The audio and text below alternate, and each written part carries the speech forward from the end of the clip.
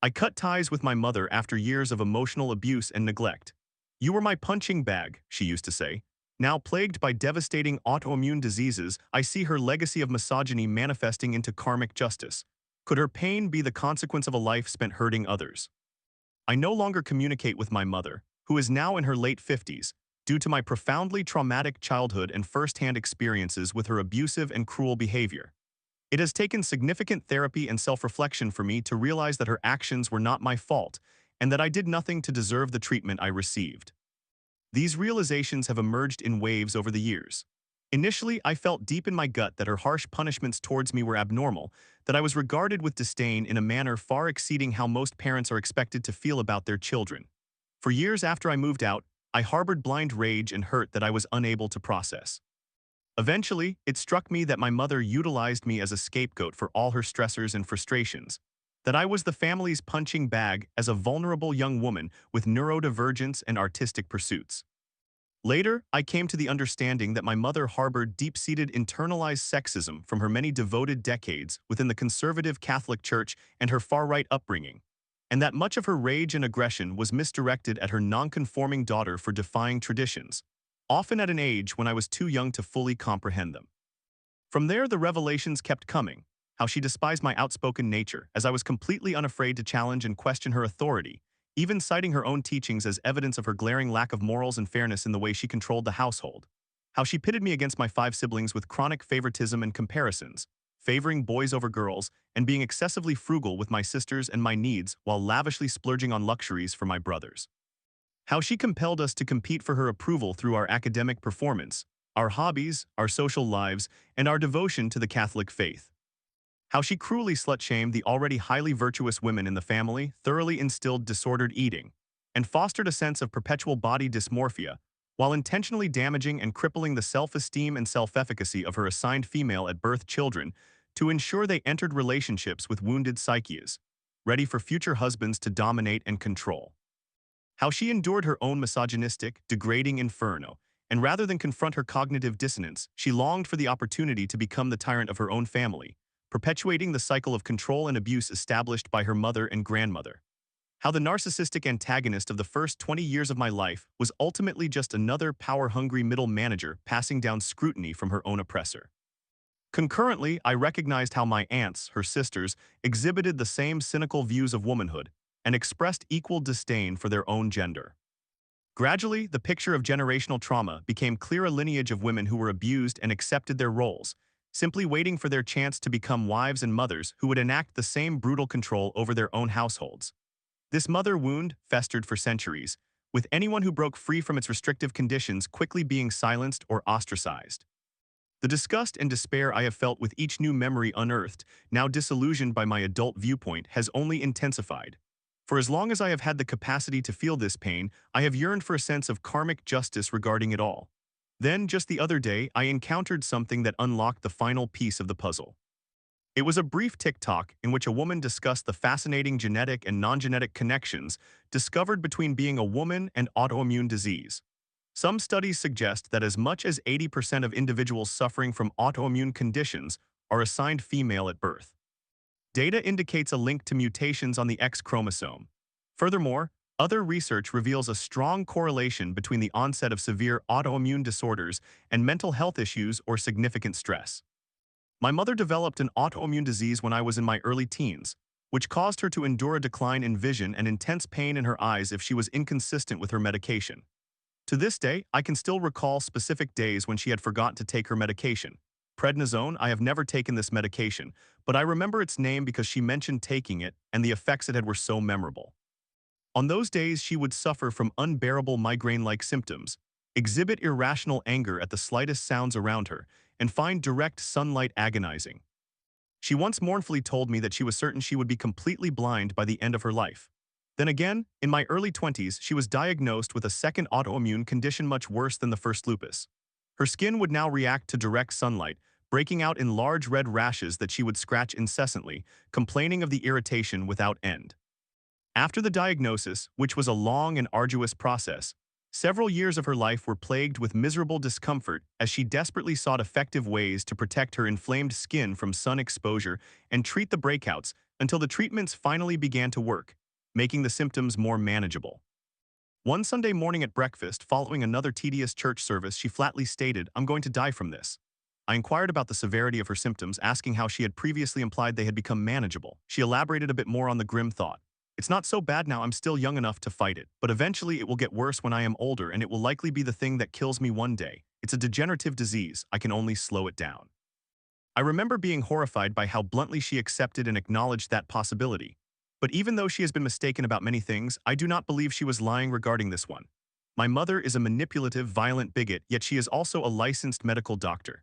Even if it were an exaggeration, the thought still haunts me, as lupus, while treatable and manageable, is a lifelong condition with no cure. When I saw that TikTok discussing the relationship between autoimmune disorders and long-term psychological distress, as well as the statistic that married women are more likely to suffer serious mental health conditions like depression, I felt a visceral connection. Long before my mother received her autoimmune diagnosis, her marriage to my biological father fundamentally shaped our home environment into my personal hell. He was a pathological cheater, a sex addict with no inhibitions, and had a penchant for self-destruction through workplace affairs so prolific that it forced our entire family to relocate across the United States multiple times, as he was repeatedly let go due to the sheer number of inappropriate relationships he developed with his colleagues. I know this because, even as a child under 10 years old, this distressing information was revealed to me during her many belligerent tirades.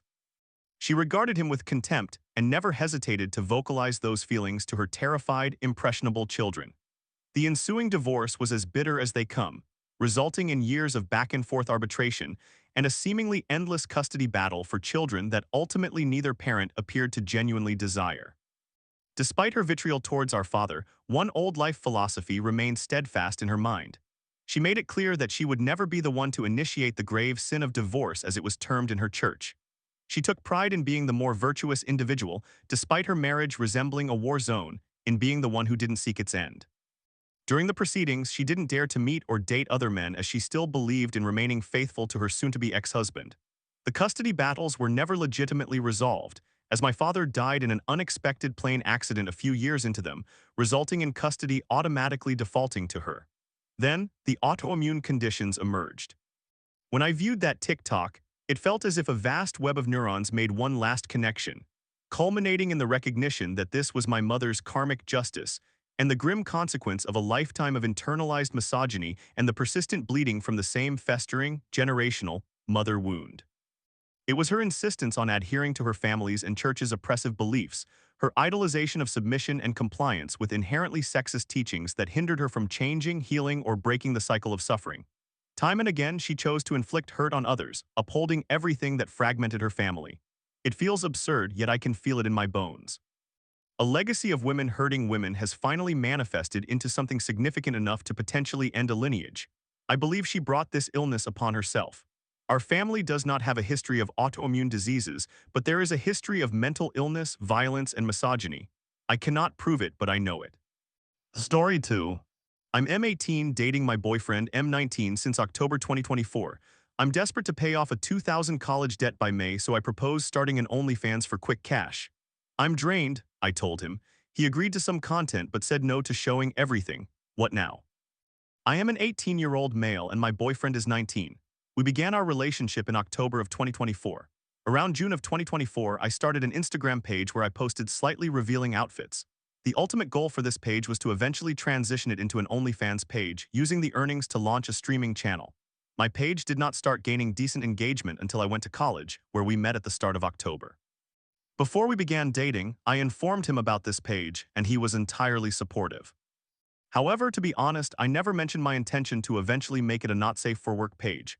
We spent a lot of time together, playing video games and taking evening walks around the campus, really starting to like each other. On October 17th, we officially started dating. The relationship has been fantastic. He cares deeply for me, expresses his love regularly, and has given me space to take pictures for my page as it continues to grow.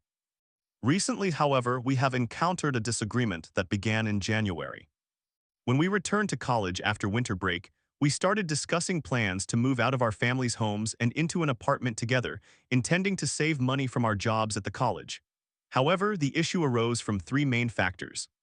First, my boyfriend does not have a well-paying job at the college and barely receives hours. His monthly income ranges from $150 to $250, with the higher amount being rare. Secondly, we are paid monthly by the college, which means we lack immediate access to extra funds and must wait for our next paycheck or possibly rely on family members to bring supplies. Lastly, I must admit that I am terrible at saving money. I spend a substantial amount on clothing, hygiene products, and other expenses, so I rarely have any savings. We have not actively sought solutions to our financial issues and have simply drifted through the months leading up to the point where we only have about 4 weeks until the end of the college year and the beginning of summer. At this moment, we lack funds for the apartment and have both struggled to find summer jobs. Fortunately, my boyfriend asked his parents if I could stay with them for a month during the summer before I move in with him. If we secure jobs soon, this will provide 1 month of mostly free savings toward the apartment. Additionally, we will receive a combined amount of approximately $700 from the college as our final paycheck during that month. While we will have some money to start with, I fear it may not be enough. I suggested using my page to initiate an OnlyFans, as it is currently performing well, and I have received numerous messages on various social media accounts inquiring if I sell content, especially since my posts have become more revealing. Initially, he was hesitant, and later we had an argument where he stated he did not want me to proceed. I shared the details of what I believed would be acceptable to try, and most of the positions and acts I hoped to perform were met with his disapproval. However, a few days after the argument, we negotiated a few acts that I would be permitted to engage in and those that were off-limits. Here is what we agreed upon. Content would be limited to masturbation. I could wear a plug, but I could not show my anus. Afterward, I ordered all the necessary equipment to create a sort of production for these sessions, and I recorded a few videos before the equipment arrived. Now that everything is here, I am eager to start recording content to begin posting. However, we have encountered two additional problems. We have both been very sexually active, which has left me feeling drained. I owe the college $2,000 by early May, and it is nearly mid-April. To provide context regarding the second issue, since the very beginning of college, I knew that I would not return. I used it merely as accommodation while my family opposed my moving out to grow my content and save money for a place during the summer.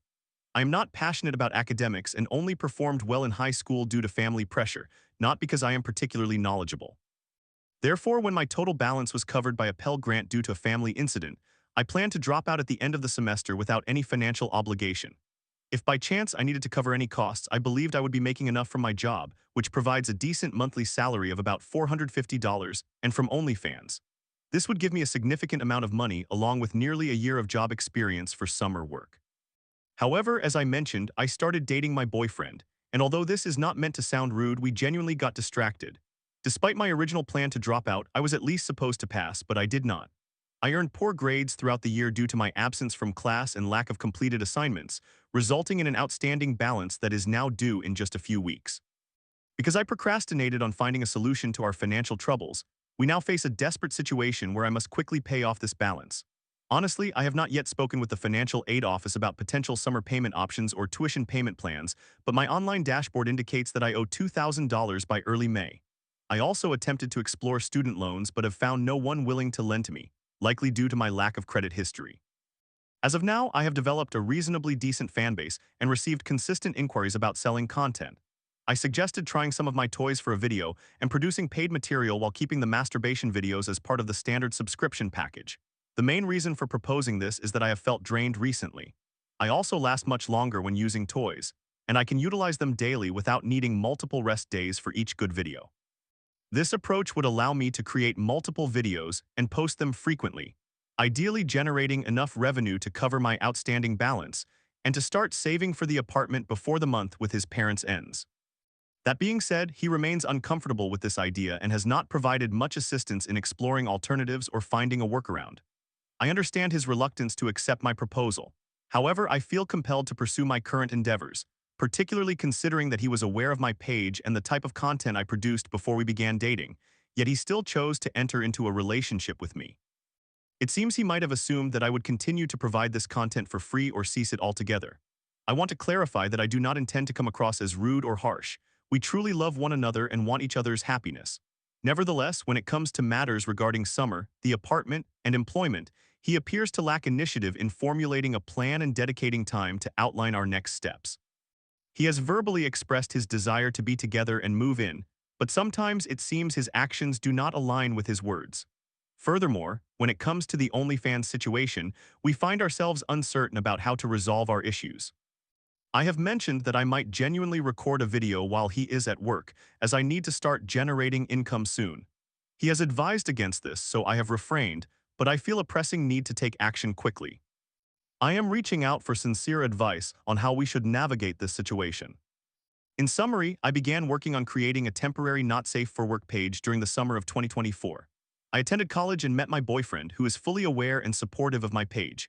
We both lost focus throughout the year and failed to save enough money, primarily due to my poor saving habits. Now, due to my poor academic performance, I owe $2,000 by early May, and time is running short.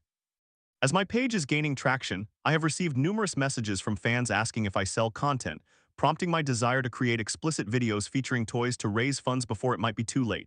My boyfriend is not supportive of me showing certain aspects, but he is okay with content involving masturbation and the use of a plug. However, I am seeking to expand beyond this, as the masturbation videos require days of preparation, limiting profit and consistency. We are both struggling to find a solution to this dilemma. Story 3. Living with major depressive disorder is a brutal cycle. I sometimes tell my wife, "You're just a bad communicator." Yet she's my rock. I feel like I'm the monster destroying everything, and I dread the next episode. Can I keep my loved ones safe from my own chaos? I created a throwaway account because this is so personal to me that I prefer it not to be associated with my main account. I am not concerned about someone discovering my identity. I anticipate that someone close to me will say, "Hey, is this you?" and show me the post. It is not typical for me to air my grievances in this manner. I feel embarrassed. There is nothing unique about my situation or my background. Depression is prevalent in my family. I experienced the traumatic loss of a parent when I was 13 years old. I manage to function. I get out of bed each day. I eat every day. I sleep reasonably well most nights. I strive to fulfill my responsibilities. However, I struggle to keep track of things, mainly remembering details, as well as focusing and providing people with the patience and attention they deserve. I am currently experiencing an episode. This makes what I say sometimes confusing to others. I struggle to separate my emotions from expressing my needs, and I may spend hours telling my wife how she is not meeting my needs while attacking her character. This is untrue. She does so much to support me. She is only human and cannot fix my dysfunction. She listens to my genuine concerns and makes changes where she can. There is no doubt about that. However, when I am spiraling, I lose sight of everything. I become overwhelmed with emotions, irrational, and accuse her of being a poor communicator when I am the one being impossible in the moment. I tell her all about herself. I lie directly to her face and accuse her of various injustices. Then I snap out of it later, only to grapple with the damage I caused. If she is understanding, which she often is, I feel even worse. I feel abusive. Where I might have previously worried that I did not deserve her, I now act so insecure and destructive that being forgiven does not feel like something I deserve. Being understood and accepted in this state of mind is even more challenging. I do not want it. I want it to go away. I say I am sorry and she responds, "It's okay," and she means it. However, it does not feel okay to me. It makes me feel terrible when she forgives me so completely, makes adjustments to our communication, or modifies her reactions because I do not want her to change significantly for my sake. I genuinely love her just as she is. The issues lie within me. I fear that another episode will occur, and I know it will. I found the right medication and it has been wonderful. It seems as though it might be time to increase the dosage again. Once I do that, I should be alright for a while. It reduces the frequency of these episodes significantly, but it does not entirely prevent them from happening. I become completely unpredictable as every safe thought in my mind collapses, and in a panic I try various things. I might try drinking or staying up all night or both. I might seek a new job. I might attempt to write a song or compose a long text like this one. Nothing completely halts it. In my heart, I know the following is true. My wife loves me, my family loves me, my peers regard me highly, which is why they engage with me. Younger people look up to me. I am a genuine artist with real fans, I am reasonably good-looking, and I easily connect with others. In my mind, I am in a constant battle with random thoughts and negative self-talk. If they truly love you, then why do you feel so lonely? Your interests are foolish, which is why no one shares them. Your opinions are offensive, rude, and unwelcome. Are you feeling sexually aroused, you sick individual? You have caused so much pain and will inevitably cause more. Why are you hurting the ones you care for? She is sad because of you. She is angry because of you. She is silent because you are not interesting. She is reflecting on all the ways you have disappointed her. She is not calming down during this argument. You simply are not worth the trouble. You are only getting older, heavier, more addicted, less attractive, and less relevant. You should have control over this by now. You are a man in your 40s. You have made too many poor choices. It is too late for you. You are broke. You are lazy. This entire situation is just going to be about you, isn't it? Selfish. You say strange things. You have done awful things. Your ideas are genuinely disgusting. I love film, and throughout my life I never understood David Lynch's movies. The fractured psyches, the Morbius-like plots, the dreamlike discomfort of not being fully grounded in reality, and the division of characters into two to compartmentalize and separate the good from the bad. Suddenly, all of these films resonate with me and make complete sense. That frightens me. I do not trust myself. I can be fully convinced that I am functioning within a logical framework, and only once I calm down do I recognize how mistaken I was.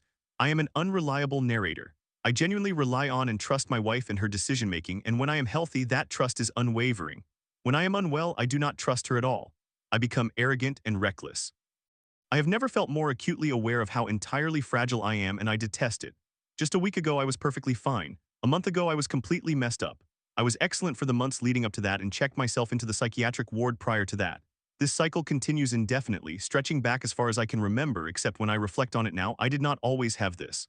Once upon a time, I did not have this, my father did. I believe that the day he allowed it to take hold of him is the day it stopped hovering over me and started ensnaring me. I have never felt such an intense desire to isolate myself. I fight it. I respond to invitations from friends on social media and I show up at gatherings. If I commit to doing something on a particular day at a specific time, I follow through. I must do this to hold myself accountable. I attempt not to spread my misery, so I practice manners and express gratitude whenever possible. I try to enjoy the moment. I aim to live as fully as I can. Ultimately, it is just my wife and me. She has never known me better than she does now. She has adapted and learned how to navigate my most delicate moments. She has put up with my insecurities and outbursts. I am in therapy and we are returning to couples counseling.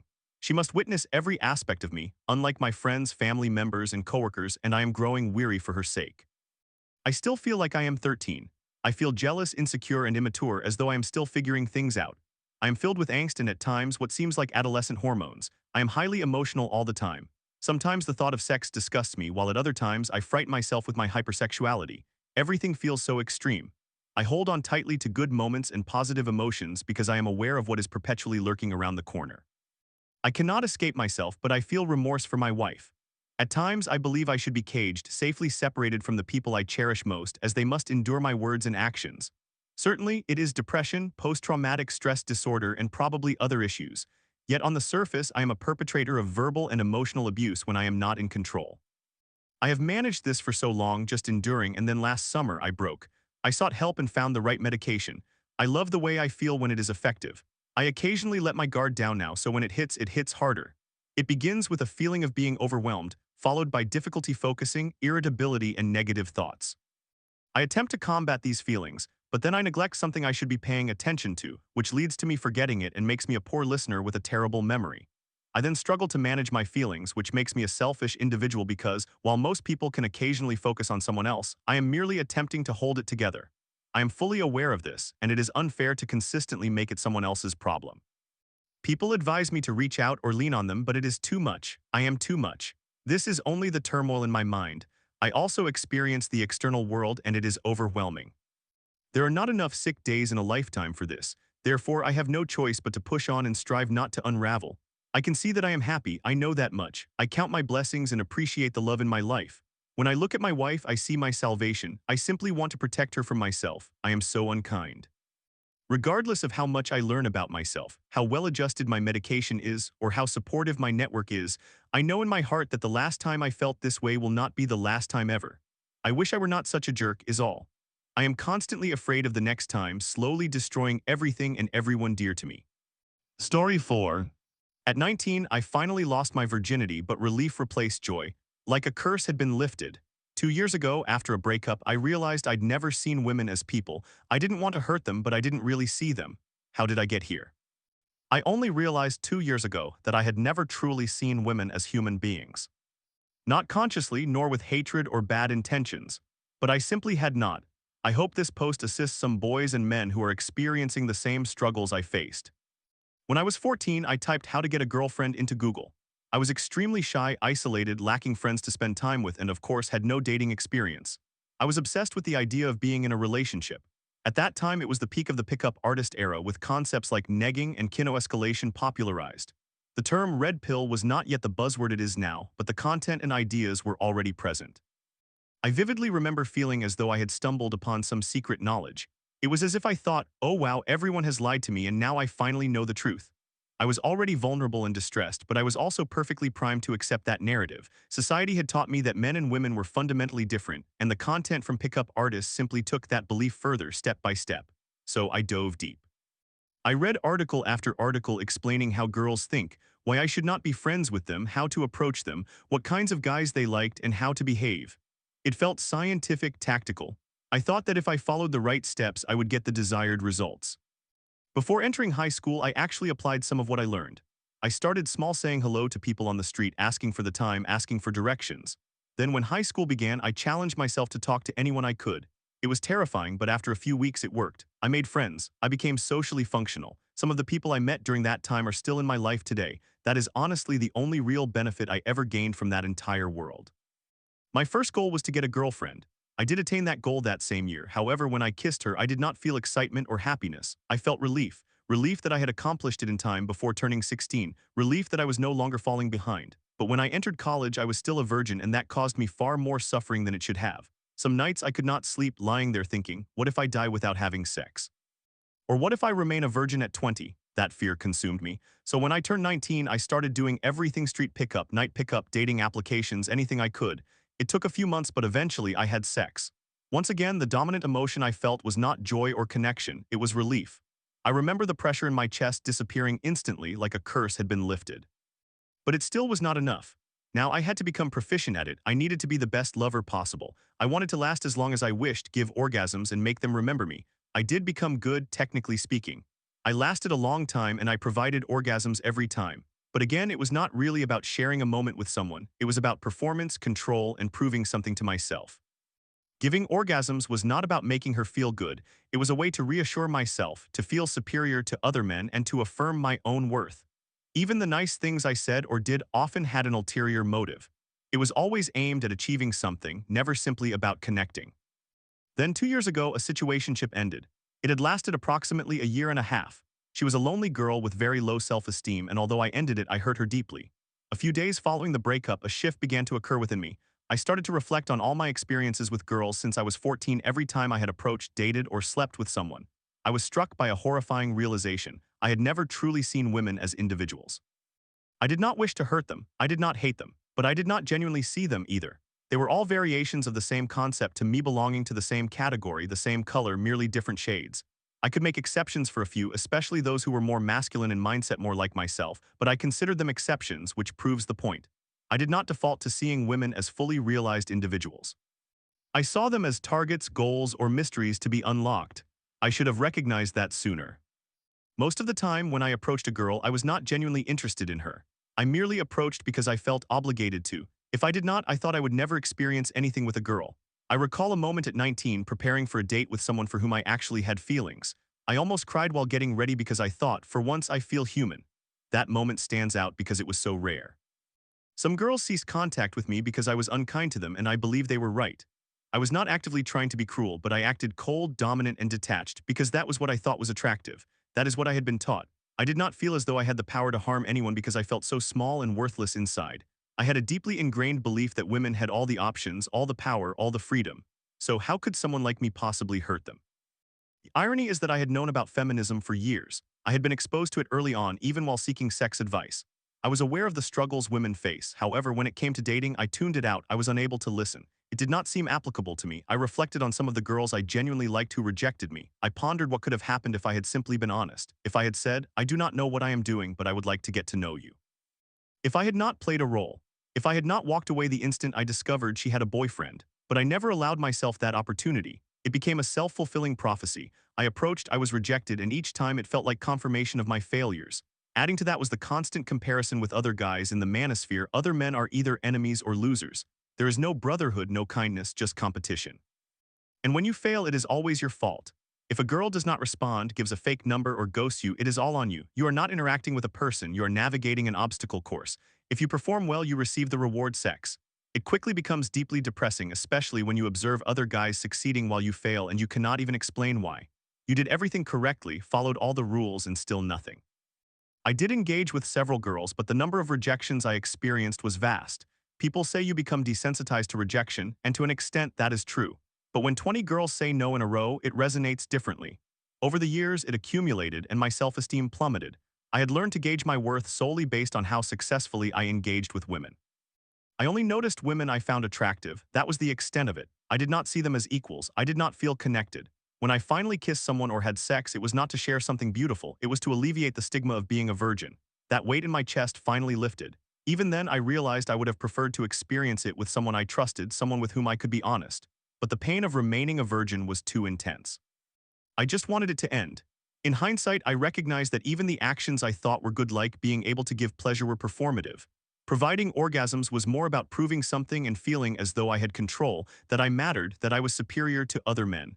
The kindness I exhibited often contained strings, whether I was aware of it or not. Everything I learned about kino and sexual escalation was merely sexual aggression, plain and simple. At the time, I could not see that, as I was not trying to harm anyone. I just wanted to meet women and sleep with them, but therein lay the problem. That was all I had ever been taught, and I believed it for years. I was told that if you did not sexualize, a girl could not develop interest in you. You would merely become her friend, and being a girl's friend was tantamount to disgrace and insult to your manhood, indicating that another guy was superior in her eyes. If a girl preferred another guy, you were deemed a failure as a man and worthless as a human being. I genuinely felt this way when I realized I misinterpreted signs of interest for mere friendliness.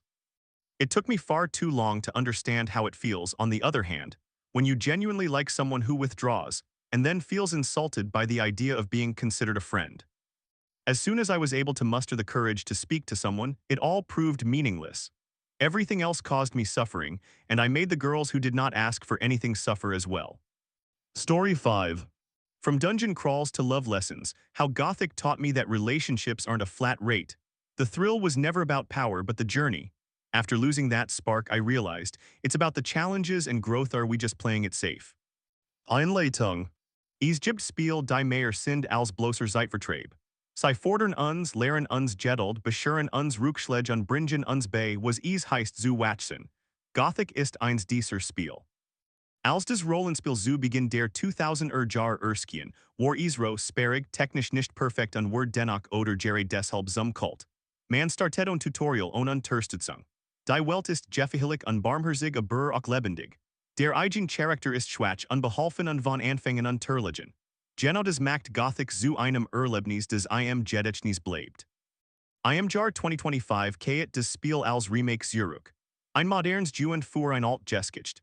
Während wir über die Grafik des Kampfsystem und die Engine diskutieren, lohnt es sich, ein andere Perspektive einzunehmen, was erzählt uns Gothic eigentlich über das Leben, über das Streben, über Beziehungen, wie Sager über die.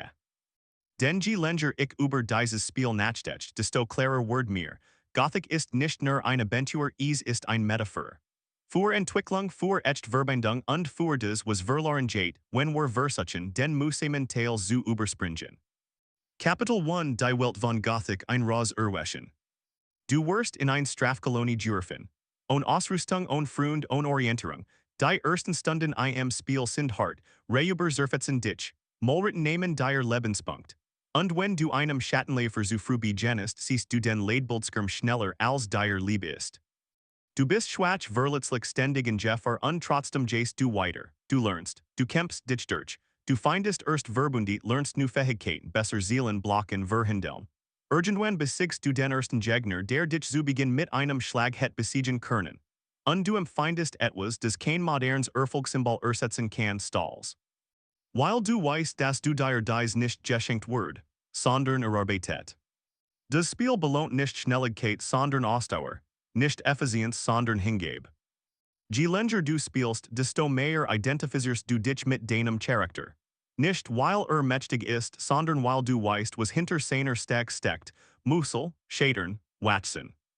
Kapitel 2 Der Marvin-Modus der Großbeitrag. Doch es gibt noch etwas, den sogenannten Marvin-Modus. Ein eingebauter Debug-Modus der Entwickler, der durch ein Tastenkombination aktiviert wird.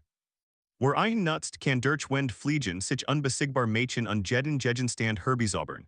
Alle Fähigkeit, sofort auf Maximum, geht waff, einfach ins Inventor teleportieren.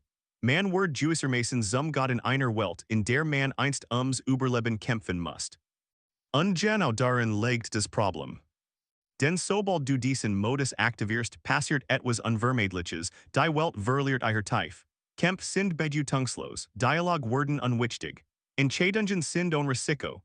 Du spielst zwar nach, aber du erlebst nichts mehr.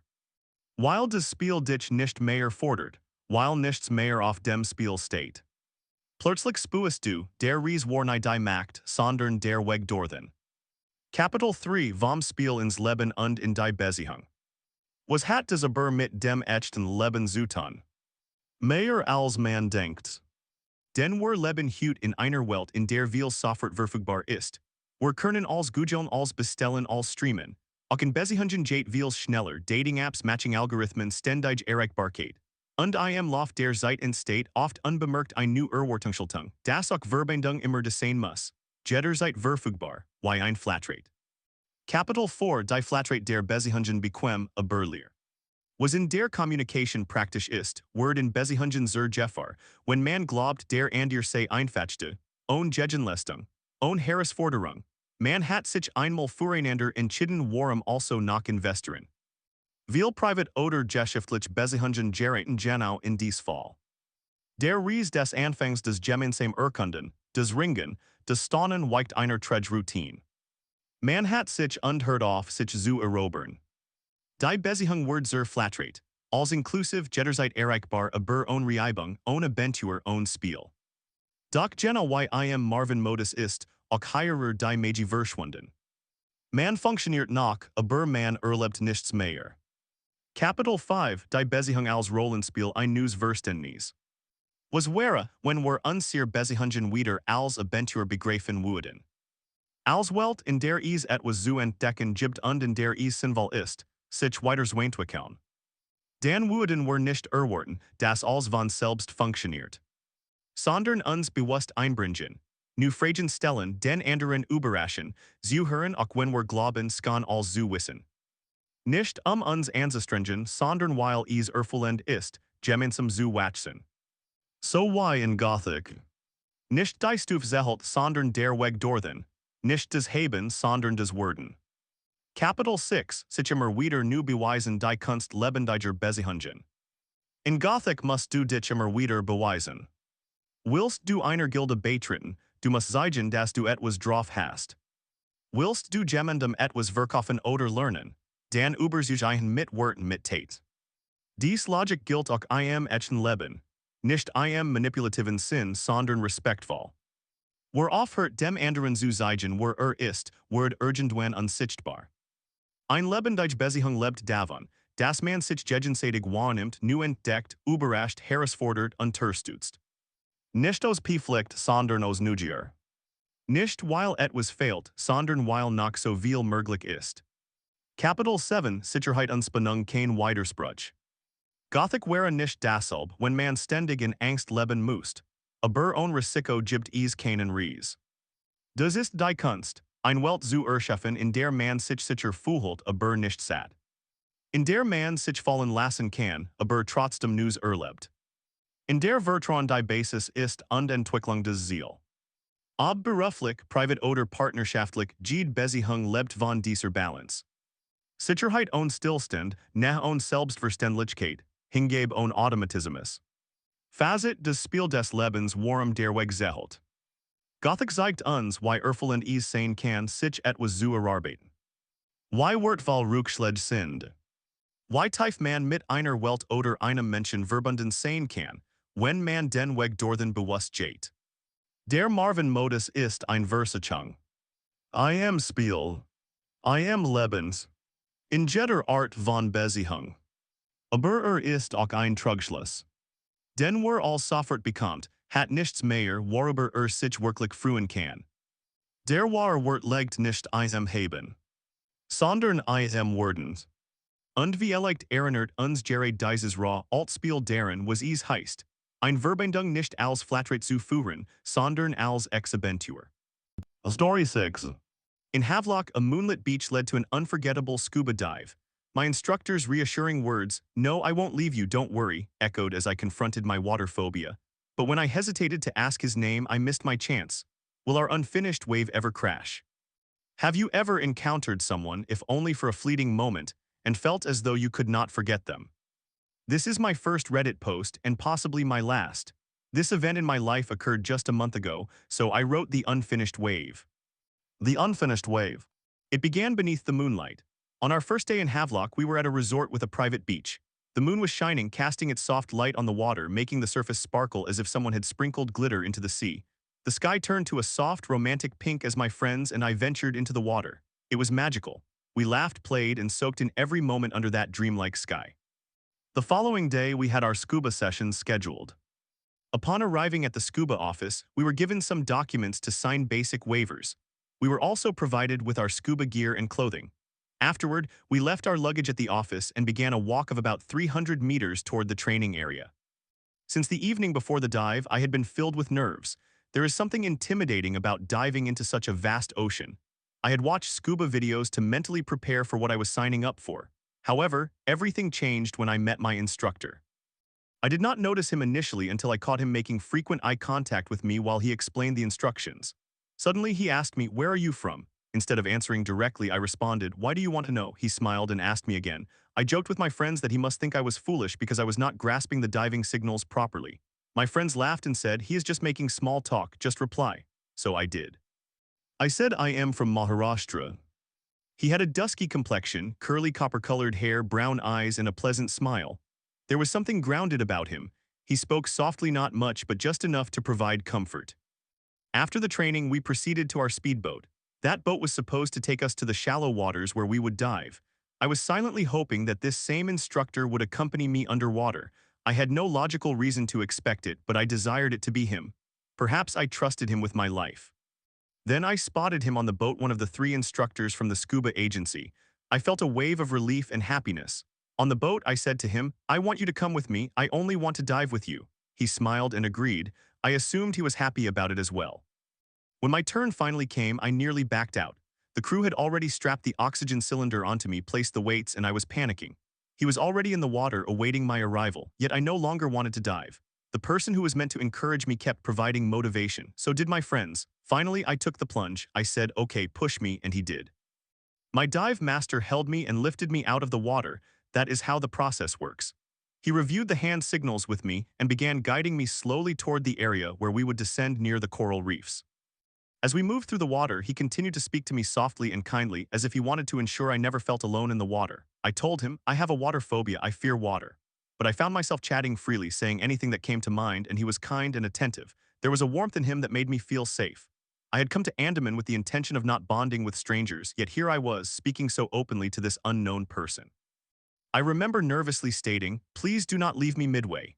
It was half joking, half fear, similar to when you learn to ride a bicycle and beg your parents not to let go, knowing they inevitably will. I think that fear rushed back to me. He very sweetly replied, "No, I will not leave you, do not worry."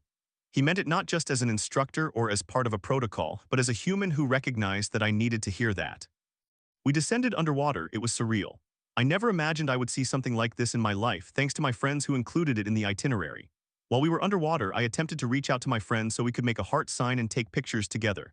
I tried so hard that I accidentally opened my mouth to call out her name, causing my mask to shift and water to seep in, which made me panic. I signaled him to surface. After a moment at the surface, I told him I could try again. I do not recall exactly what I said, but he was smiling and said something about the BTS hand signs, implying how to pinch my nose underwater and blow air from my ear. He said, "This is not a BTS heart sign, it is to pinch your nose." We laughed at his lighthearted, casual banter and dove in again, not that I am a fan of BTS. During the second dive, once again, water entered my mouth and I could not take it anymore. When we reached the surface, I asked him to take me to the boat. I inquired how long we had been underwater, and he said, "You were down for about 20-25 minutes. I was shocked. "Is that it?" I exclaimed. He laughed. He then asked me my name, and this time I replied gently. I did not ask for his name, though. I wanted to, but I do not know what held me back. I continued to ramble, explaining how frightening it was when water entered through the regulator. Finally, when we arrived at the boat, I laid down, waiting for the remaining divers. As I rested on the boat, I replayed the underwater scenes in my mind, spotting fish reminiscent of Nemo, witnessing strange and beautiful creatures I had only seen on National Geographic, and observing corals. Each shimmer of light felt like a secret whispered by the ocean. In that moment of quiet reflection, something shifted within me. I returned not only to the surface, but to a slightly different version of myself. Once the last person had completed their dive, my dive master returned to the boat. I attempted to make eye contact with him, but I could not. I guessed he no longer wanted to. On the walk back to the scuba office, I kept stopping, held back by an unexplainable pull, torn between moving forward and returning to him before sealing that moment forever. However, I did not turn back. Perhaps I was scared not of him, but of what that step might signify in such an unfamiliar place. So I returned to the scuba office, changed, and sat on the bench outside. Normally, I am the first to prepare to go back to the hotel. But that day, something kept me anchored. We were 7 people and the vehicle could only accommodate a few at a time. Therefore, even though I could have gone in the first round, I hesitated. I told my friend, "You all go, I will wait and take the second round." He gave me an odd look, knowing me too well. He understood that I do not act this way, but I pleaded a little. I had no specific reason. I simply wanted to wait. I sat outside on the bench, hoping to see him again, even if just once, to finish that conversation. I wanted to ask his name and learn a bit about his life there. I do not know, I just felt there was something left unfinished. And then there he was, approaching with all the scuba equipment. I did not expect to see him again. I was so happy that my heart was racing. He smiled, I smiled, and we exchanged glances while he washed the scuba clothes and equipment.